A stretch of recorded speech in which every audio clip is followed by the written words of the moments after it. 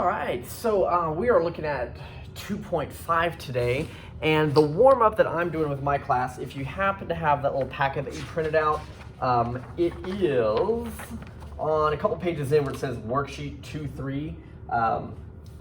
This is if you just jump down to the bottom where it says 15, or if you're just watching it for the video, you might be able to try to follow along. But what I was asking them to do is just to read through this statement, because it's helping them create a picture. And then once that picture is created, I basically want them to go through here to say true or false to each of those statements, as well as here are just some random sentences. I want you to decide if it's true or false, and if it's false, give me a counter example. So up here, I just want you to say like yes or no, like true or false based off the picture. But here, if you're saying false, I want you to give me your reason why. Okay, so just like always, you're welcome to hit pause on this and try this for your own practice.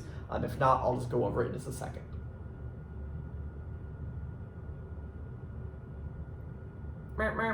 So I started reading this. It says, in a plane, so on a sheet of paper, point F is between C and D. And I keep reading all this other stuff, but that's like too much information. So I just start with, it's between point C and D. So here's a C, here's a D. F is anywhere in between them. It doesn't have to be the dead center. It might be the dead center. I don't know who it's closer to, but I know that those points are here. And EF, now I don't know where E is going to intersect CD. So if CD is a line, I guess I'll go ahead and draw that as a line.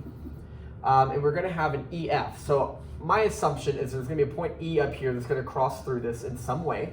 But it says cross through it so that these two angles are going to be congruent. So I want to think about what that's saying, right? So it's saying CF to wherever I put my E, right? So if E is like here, E is right above it, E is over here. It's saying I want CFE to be the same thing as DFE.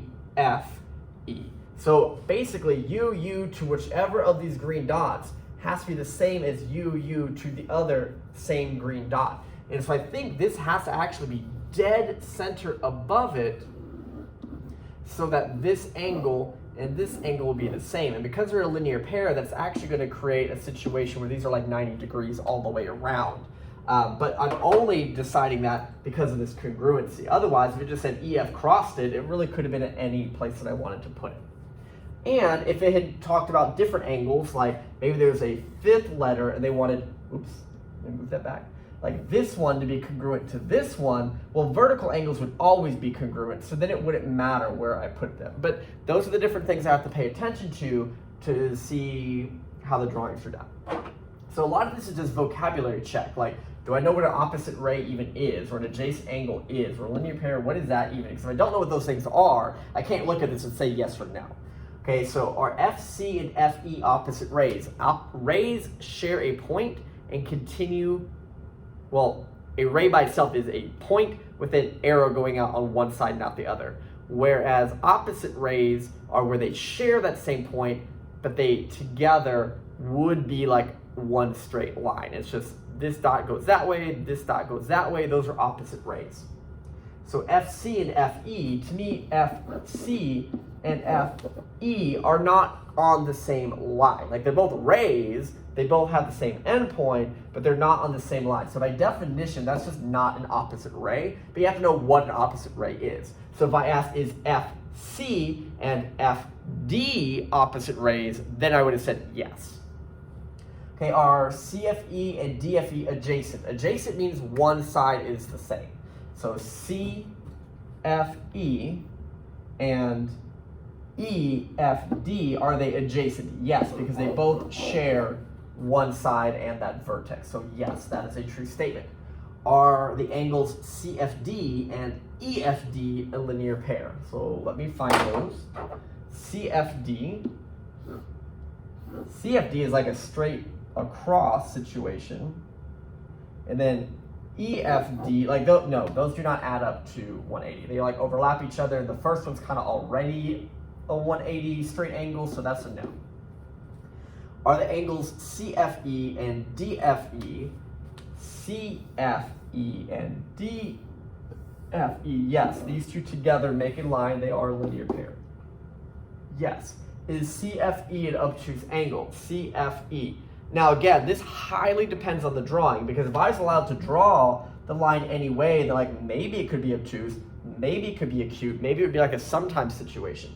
But here, because of the way these two had to be congruent and it forced these to be 90s, I actually am positive that that is a right angle. So is it obtuse?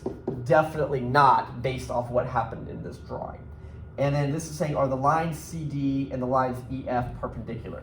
CD through EF. Perpendicular means crossing at 90 degrees. Yes, that turns out to be true, but because of the fact that those angles had to be equal, it forced them to be 90, then I now know that to be able to answer that. All right, down here we had a couple of statements.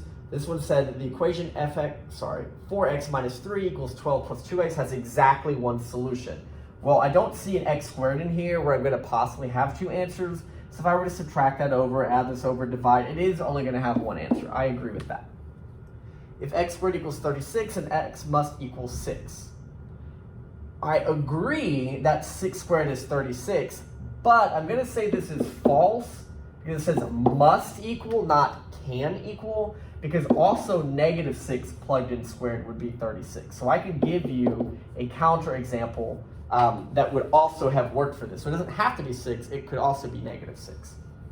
And lastly, if an odd number is less than 10, then it is a prime number. Remember, a prime number is basically where it could only break down as a factor as 1 times itself as the only option. So like 2 is considered prime because it can only break it down to 1 and 2. 3 is prime, 1 times 3. 4 is not prime because it's 1 times 4 or 2 times 2, right? That kind of thing. So this is saying, are any of the other odd numbers, so 5, 7, and 9, all the odd numbers less than 10, yeah, 5 is just 1 times 5. 7 is just 1 times 7. 9, however, has 3 times 3, so I would say 9, so this is false, and 9 is a counterexample, that it is a odd number less than 10, but it's not prime. Okay. Like I said, this warm-up may not necessarily have a lot to do with what we did yesterday, may not have a lot to do with what we're going to look at today, just more examples of just refreshing vocabulary and practicing true, false, and counterexamples. This is just to refresh if we understand the difference between inductive and deductive. Remember, inductive is things you just kind of observe and go, I think this is what's happening, here's a pattern I see, whereas deductive are specific facts that I'm using. So if I'm dieting for 3 weeks and lose 3 pounds, the 3 weeks was 3 pounds, and I'm going to guess that I can go 20 weeks and lose 20 pounds. That's just inductive. That's just trying to base off a pattern I saw, make a guess about it, but there's nothing factual that is going to continue at the same pace.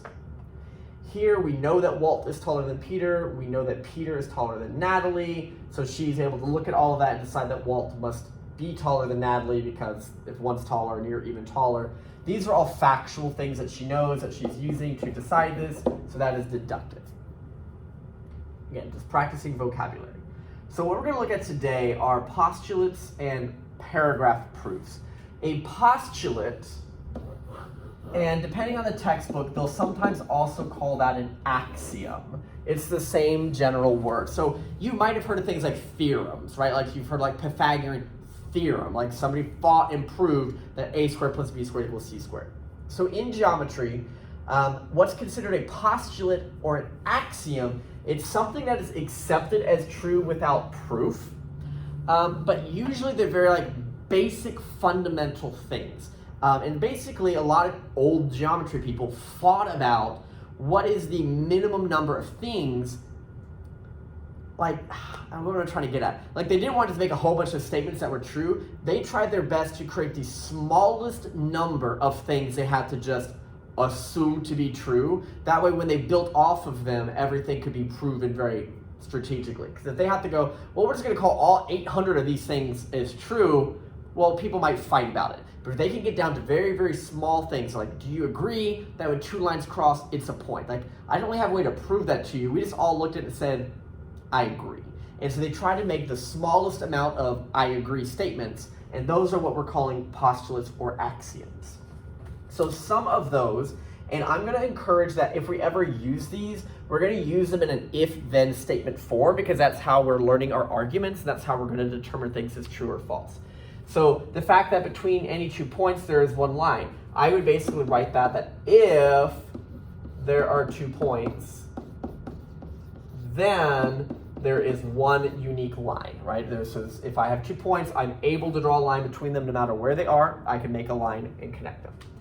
Okay, we also have a definition about a plane being 3 non-collinear points. So it's if 3 non-collinear points, then one plane. Now, both of these things are definitions we've already heard and should already know and have been on quizzes before. We just haven't talked about them as going, oh, by the way, those are called postulates. Okay, we just gave them to you as like things you needed to know. Okay, another thing is that a line contains at least 2 points. And the idea is that obviously if I have 2 points, I can make a line that goes on for forever. And if the line goes on for forever, then clearly there are more points than just those 2. Okay, that's kind of the discussion they made. They're like, well, I don't know how to prove it to you. It just kind of makes sense, right? You know, and that's what they talked about. So again, this would be like, if I have a line, then I know there was at least, wow, you guys, at least 2 points on there. Because I know I needed the 2 to connect, and there's definitely able to be more. Almost the same idea with the plane, which goes, I know if I needed 3 non-collinear to create the plane, then there of course can be more. Because once I have an infinite sheet of paper, I can find tons more points that are also on that sheet of paper. It required 3 unique ones that are not in a straight line. Remember, we're talking about like if I have 3 points in a line, I can take a poster board that bumps into those 3 points like all kinds of different ways. But if I have 2 that maybe make a line, and then I pick 1 extra point somewhere, there's only one place my poster board can lean against all 3 of those points. And now that I have that, I can find even more points that fit. The last couple of statements are already written in if-then form. It's saying if there are 2 points in a plane, then when I connect them into a line, which I'm allowed to do, that every point on that line is in that plane, right? So they're like, if these 2 points are in a plane, the line that goes through them will also be on that same sheet of paper. Okay, these are also 2 sort of definitions we've already talked about, that if 2 lines intersect, then their intersection is a point, or if 2 planes intersect, then their intersection is a line. So I know it seems like a lot of random information, but a lot of these we've already discussed. We know that 2 points make a line. Oh, by the way, there could be more points on it. 3 non-collinear points make a plane. Oh, by the way, we can have more points than that. We know that they cross, 2 lines make a point, or 2 planes cross to make a line. The only thing that we maybe didn't discuss before is that the 2 points on a plane, the line containing them is also on the plane. So I want you to realize that really not a lot of this is new information. We're just writing them as if-thens, and we're referring to these things as postulates. They're things we all thought about back in the day, agreed are true, even though they're hard to prove. We just said, no, this is what's happening. When we start proving things that maybe are based on these and they build 2 or 3 of them together, then we would call that a theorem. And then once we've thought about it, we've all proven, we're like, yes, we agree that based off these baby things we've talked about, that we can string them together into a new theorem. Now we can use a theorem as like a provable thing in a sentence. Like we can use it as a definition in something that we're doing. So again, concept here, postulates are these little baby things. When we put multiple of them together in a way that makes sense, in a logical way, we can call that a theorem. And those are the different types of things we use in our arguments when we prove stuff in math. Let's see, this is saying, is this always, sometimes, or never true? I'm guessing by glancing at these, it's based off those conversations we just had. So it says, if plane T, so here's a big old sheet of paper called plane T. It contains the line EF. So E and F are on there. And the line EF contains point G. So somewhere along here, whether it's in between or past it, somewhere there's G, then the plane T contains that. And we would say yes, because if this line is on there, we had an understanding that the entire line is on there. And so if one of these points is somewhere on that line, and the whole line is on there, then that point must also still be in here. Right? So again, it's just kind of logical thinking that uses those conversations. Always, sometimes, or never. The line GH contains 3 non-collinear points. Well, to be a line, any point on this line is considered collinear. So if I'm going to have a point that's not collinear, it wouldn't be on that line. It's literally like the definition of what collinear and non-collinear means. Non-collinear means it's not on the line. So how can a line have points that are not all on a line? That's just false. That's like a never, never, never. That's not going to happen. Okay. Now, if it said, can this contain 3 points? Well, of course it contains 3 points. Or if it gave me specific points, then it might be a sometimes, because what if they are in a line? What if 2 of them are and the other one's not? But here, definitely that's a no. Some other random statements based off kind of what we talked about. If there are 2 coplanar lines, so lines that are on the same giant sheet of paper and they intersect, then the point of intersection lies in the same plane as those 2 lines. You're like, whoa. Well, I know that if 2 lines intersect, that they do intersect at something called a point, okay? And so if those 2 lines are on the same sheet of paper, those lines are allowed to have, we know that the entire line is on this sheet of paper. This entire line is on this sheet of paper. So whatever point that they have, it's on the line, and if the whole line's on the sheet of paper, then that point is also on this sheet of paper. And so I don't know if I'd have to argue like what order I read those postulates in, but it's all based off of those postulate discussions that we could say that we agree with this. Our 4 points are non-collinear. This is allowed to be always, sometimes, never, right? Yeah, okay, so this last one would be an always. The one we're on right now would be a sometimes, because I can have 4 points that are collinear. I can, of course, have different situations where some of them are and one of them is not. Yeah, that's definitely a sometimes. Can 3 lines intersect in 2 points? Well, here's 3 lines that intersect at none. Here's 3 lines that intersect at 3. If I have 2 that are parallel and 1 that goes through them, there's 2. I'm going to say sometimes, because I can make it happen, but I can find situations where that's not happening. In fact, I can even have where all 3 only cross at 1. 2 intersecting lines determine a plane. Okay, well, let's talk about that. Normally, to determine a plane, the definition is 3 non-collinear points.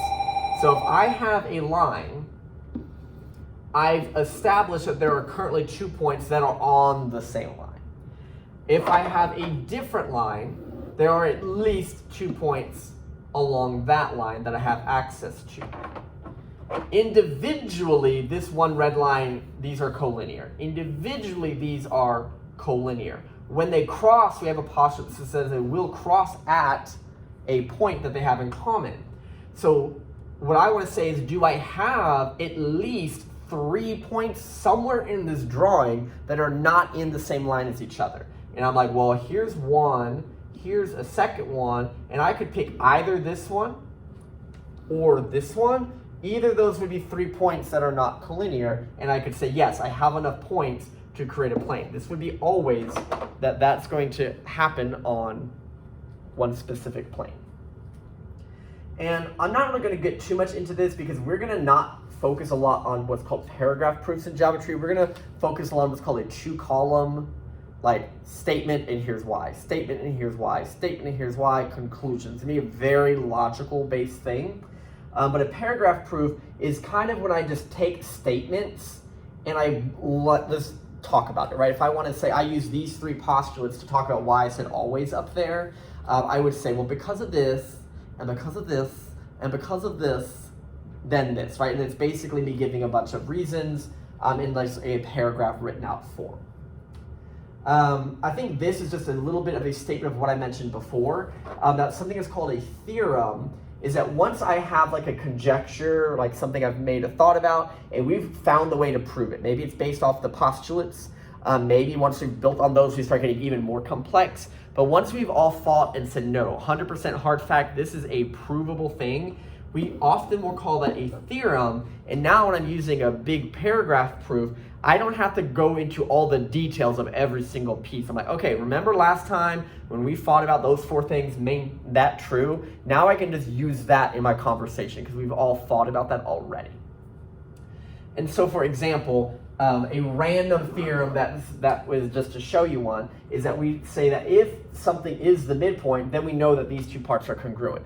Once we've thought about that, then if I happen to reference the word midpoint in my proof, I know I'm allowed to say, hey guys, remember that makes two equal segments. You know, their segments are congruent to each other. We don't have to re-fight about it. Like, we already thought about the fact that that's sort of what this is. So now anytime I reference midpoint, that's considered to be a factual statement. But again, nothing really to write down, like, oh, you need to know the midpoint theorem. Okay, we already know what a midpoint is. We already know that's happening. I'm just giving you an example of what a theorem is. It would also be allowed to be used. It's basically a pre-established fact that we thought about. And so I think this is really just describing what we proved up there, where you had two lines. Is that enough to determine a plane? So this is just an example of them saying what we talked about a minute ago. So I'm just going to read it to you. They say, well, I have these two lines. They have to intersect at C, because that's the point they have in common. And their intersection is at exactly 1 point. I know that basically for a plane, I need 3 points that are not collinear. And well, on AC, I of course have at least point A. On the other line, CD, I of course have point D.